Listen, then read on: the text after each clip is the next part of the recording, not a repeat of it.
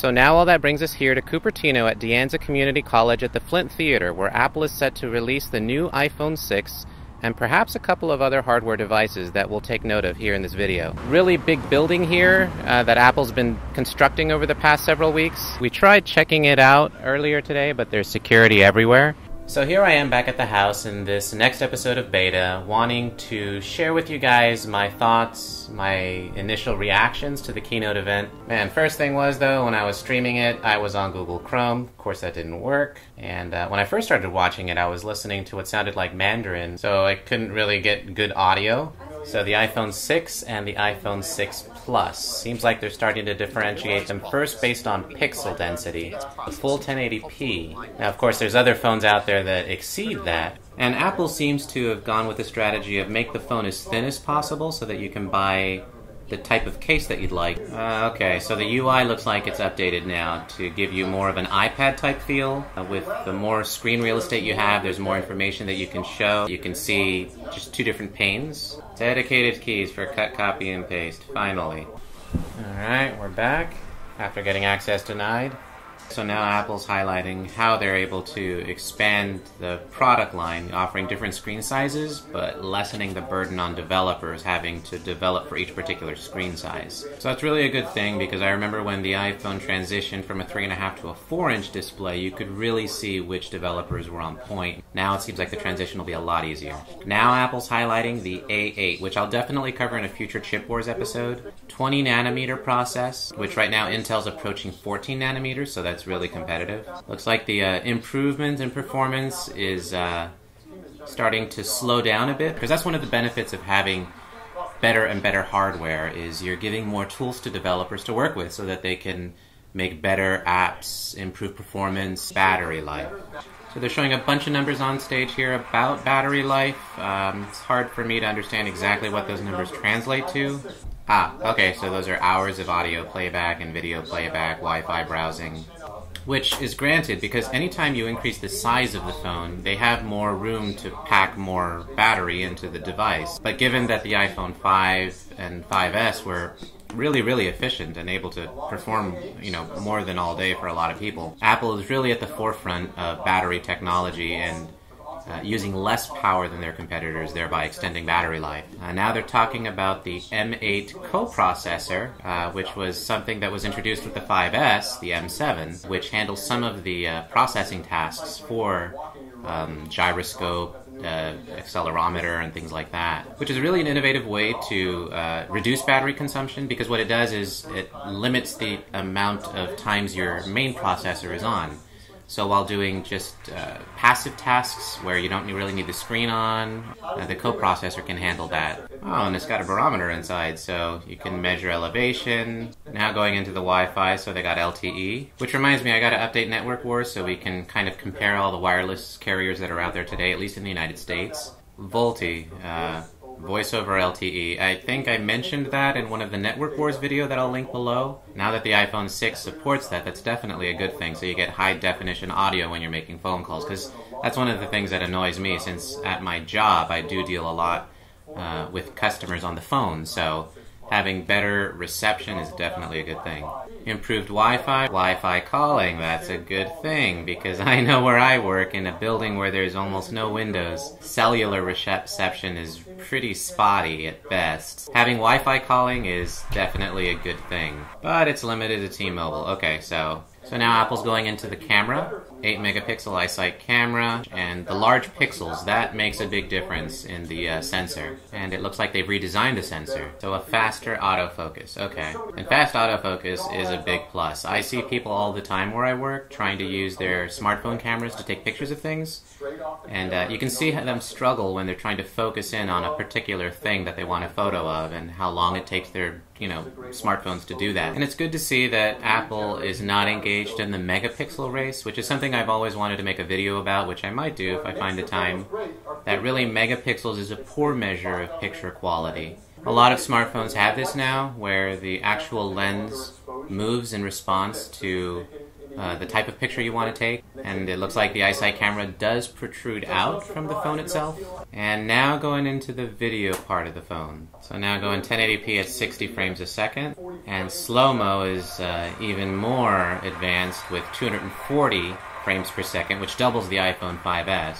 So now Phil Schiller's going over iOS 8 updates, the new Messages application, which I gotta make a video that brings together what Apple's doing with iOS 8 and pairing it with iPhone 6, iPhone 6 Plus, or maybe I should just do a dedicated iOS 8 video, so that way everyone who updates will see, the features and benefits and how they might be able to use the new operating system in a better way. So now Apple is going after the wallet. I can imagine PayPal, Square, all the other companies that are out there try to be big in those markets are probably getting pretty interested and pretty worried if I was one of them right now. Definitely currency, transactions, money is a big area where software can do a lot to improve the experience. This is interesting to me because as someone who works in retail, I deal with transactions all the time. I definitely like to see more of a Starbucks-like experience. I really love that app, by the way, as you can tell. It makes sense that Apple would try to apply those principles to other markets and allow other vendors to participate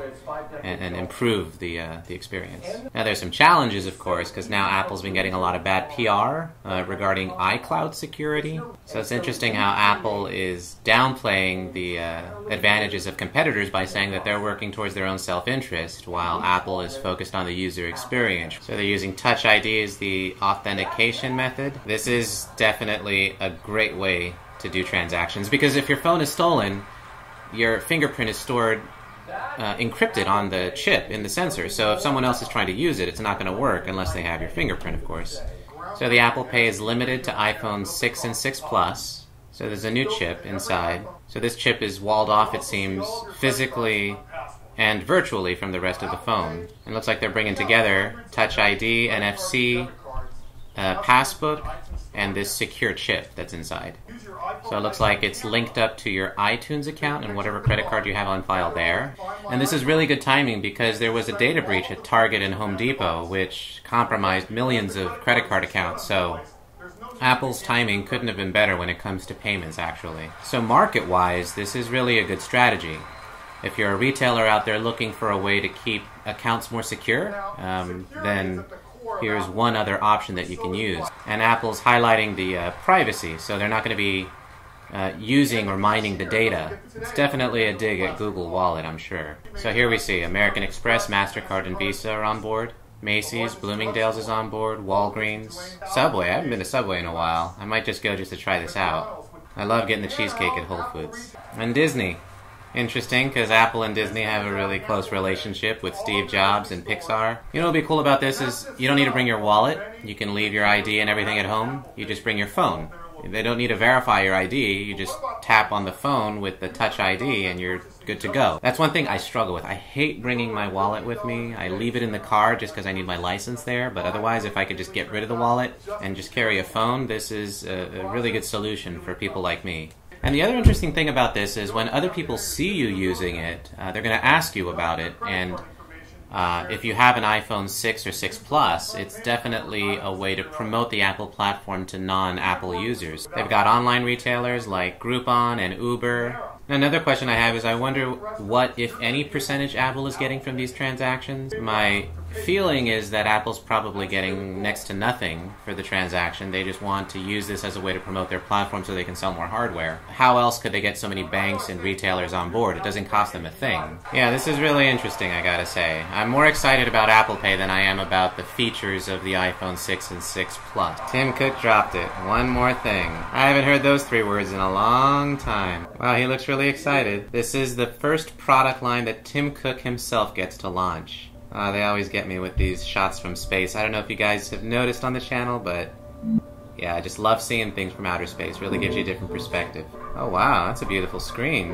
Now you can see why Apple's been hiring a lot of designers lately. It's always good to see companies introducing new products and seeing how they push it out there. You can see it in his face, the crowd is standing, giving him a standing ovation, and it's really good to see him giving applause to everyone else in the room. Kind of shows how different his management style is compared to Steve Jobs. So Apple's going into the key differentiation between the Apple Watch and other smartwatches that are out there by focusing on the user interface. I'd like to see how they address battery life, because that's another problem with these LED screens. It looks like it is an active LED screen. So they've gone to a mechanical interface with a dial on the side, which is interesting. Now of course Google just had Google I/O, where they introduced new tools that improve the user interface, that highlight just certain parts of the data that you want to see. This dial though makes it an interesting way to interact with the data and the different software that's on there. So you press it and it returns to the home screen. That's a cool feature. Now Apple's always been strong with design. When it comes to their computers, when it comes to their phones, design has really been a core function. With Johnny Ive's influence, you see how Apple's transformed technology into a fashion statement, for better or for worse. Taste is something that's difficult to pinpoint. I'd really like to see this in person, see how it looks. So it is a Retina display, and sapphire is on this one, which makes sense because the watch is going to get put under a lot of abuse. So the touchscreen senses both touch and pressure, so you get haptic feedback from the watch itself. And it looks like Apple has new hardware inside. The Apple S1 chip uses photosensors to detect your pulse and heart rate in the wrist, and the daily activity thing is something that I really need to get into because I need to start working out. So the charging is magnetic. Looks like Apple has a lot of software to introduce this device, which is important because people are going to be looking at it and wondering, well, what can I do with this thing? Huh, Mickey Mouse. That was cool. So you can change the straps out yourself without having to take it into a jeweler. It looks like they have an active strap for people who want to work out, and it looks like the leather has magnets in it similar to the iPad covers. So actually it looks like they've split the product up into different categories, which makes sense when you're approaching this device as a fashion statement. They've customized it for sport, they've customized it for higher-end luxury, even going as far as using 18-karat gold. Apple's definitely saying with this product that they're moving technology into fashion, or infusing technology with fashion. So you're saying the iPhone is required with the Apple Watch. Looks like the UI is inspired by a solar system type design. So here he's showing how you can customize your watch face when you first start up your watch. You can have meetings or a calendar highlighted. So there's a feature called Glances where you swipe up from the bottom of the watch face. Looks like certain notifications. So it looks like the watch music interface can control your phone, your Mac, or you can just run the music from the watch itself, which is interesting. So I want to know how much data this watch can actually hold. So the haptic feedback is cool, so it'll notify you, but not anyone else around you will actually know that you've been notified just by vibrating the actual watch itself on your wrist. If you receive an incoming message, that message will be analyzed, and then it'll give you pre-written responses that correspond to that message. So if someone's asking you to do X or Y, you can reply with X or Y just by tapping. You don't need a keyboard. 'Cause I don't know about you guys, but for me a lot of times text messaging is just a way to confirm information. And animated emojis are pretty cool. So now instead of just having static emojis, you can actually move them in 3D. It's little things like that that bring a smile to people's face. So it looks like the Apple Watch links up to your iPhone through certain apps like iPhoto, Siri, and gives you information based on that. The Maps feature looks pretty cool, so you get an idea of where you are, where you're going, just by tapping on the watch. And it's cool that the haptic feedback also gives you directions by vibrating on your wrist and signaling to you whether to turn right or left. Without a keyboard now, you can draw messages to your friends. Oh, I was wrong. I guess Apple does have the SDK ready for developers to use called WatchKit. So Apple's now highlighting some partners who've worked with this. Looks like Honeywell's on board with smart home features that allow you to control your home from the watch. Yeah, I gotta say I'm really impressed. So there's room for improvement, because that's one of the things about any hardware device that you buy is you want to know how much opportunity out there is for the platform to actually grow and become more rich as you use it. So Apple's now talking about the fitness app and the workout app. I've always wanted to get some type of wearable device that would keep track of what I was doing, calories burned, how good I was sleeping. About a couple of years ago, I remember picking one up and then returned it right away because it just didn't work that good. So it looks like you need the GPS and accelerometer in your iPhone in order to track how far you've moved. You'll need both the watch and the phone to get the most out of the fitness functionality of the smartwatch. So it looks like the data syncs up to your iPhone, which then is stored in the Health Kit app, which then can be fed out into third-party health and fitness-related apps. So you can use the Apple Watch as a viewfinder for your iPhone camera. You can use it to control your Apple TV. So it looks like there's a lot of deep integration with the Apple Watch among the entire Apple ecosystem of devices. The value you get from an Apple Watch increases depending on how many other Apple devices you have in the home. So, of course, this is Apple's strategy to create this type of halo effect, where as you buy one device, it'll encourage you or motivate you to buy another device, because as each device you buy adds up, you get more and more benefit from it. It looks like it's targeted mostly towards existing Apple users. I'll definitely be going over more of this stuff in future videos, so stay tuned. And it looks like they're going to miss out on the holiday season, and Apple's bringing together Apple Pay and Apple Watch. So with U2 wrapping up the keynote event, we have the iPhone 6, the iPhone 6 Plus, and iOS 8 coming soon in the next couple of weeks, which is actually one of the fastest rollouts after a keynote event that I can remember. No wonder all the parts leaks and everything, because Apple's really been ramping up production, making it really hard to keep a secret on things like this. The smartwatch, the Apple Watch, it's not in production yet. No wonder we didn't have any leaks. It seems like they probably just started production. And then we have Apple Pay, which is probably one of the most significant and wide-reaching innovations that Apple's introduced since the smartphone, because if this thing catches on, then it'll definitely be a way for Apple to insert its brand into the checkout experience at all kinds of retailers and shopping experience. Definitely a power play from Apple that'll put up a big challenge against companies like PayPal, Square, and even other retailers who are trying to create their own virtual currency. Apple Pay is definitely on my radar. I'll be making videos about each of these things, especially chip wars videos that cover the A8 and the M8 processor, and maybe throwing in there the new S1 processor that's in the new Apple Watch. I'll also be covering network wars. I want to update that for any of you who are ready to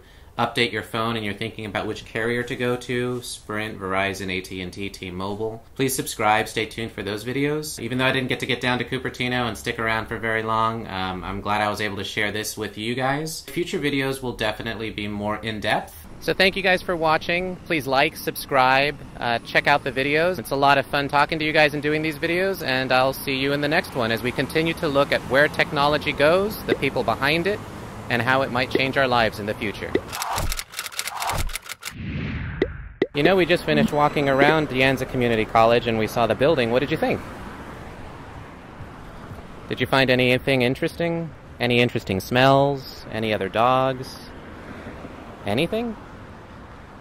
Don't you have something to say? No? It's so funny. Are you excited about the new iPhone? You want to see it? You don't care, do you? You just want to go on a walk. Okay, boy, let's go.